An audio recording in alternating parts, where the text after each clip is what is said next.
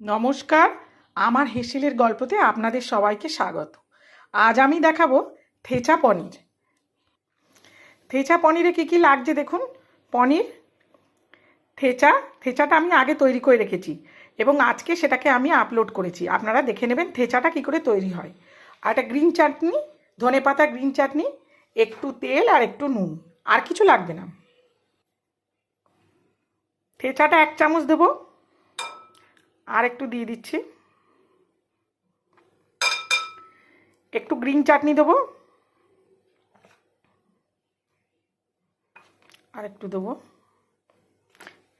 একটু তেল দেবো, অল্প তেল দেবো। আর যেহেতু দুটো চাটনিতেই নুন আছে, নুন বেশি লাগবে না, একটুখানি দেবো। পনিরটাই যে মাখিয়ে নিয়েছি, এবারে এটা 10 মিনিট রেখে দেবো।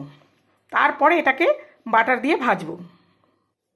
আর এই যে ধনেপাতার চাটনিটা, এটা খুব সহজ। ধনেপাতা, রসুন, দই, নুন, একটু চিনি আর কাঁচা লঙ্কা দিয়ে বেটে নেবেন। বেটে নিয়ে শুধু লেবুর রস দিয়ে দেবেন, তাহলে এটা হয়ে যাবে। আর এটা 10 মিনিট ঢাকা দিয়ে রাখছি, একটু বাদে করছি।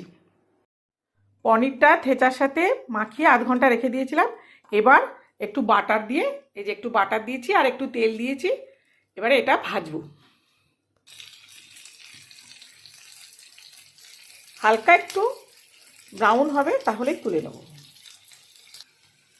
দেখুন হয়ে গেছে, লাল লাল হয়ে গেছে, এবার তুলে নেব।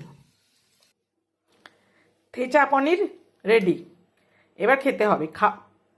স্বাদ খুব সুন্দর হয়েছে, আপনারা করে খেয়ে দেখবেন। খুব সুন্দর খেতে হয়েছে, টেস্টি হয়েছে একদম। আর ভালো লাগলে একটা শেয়ার, কমেন্ট, সাবস্ক্রাইব করে দেবেন।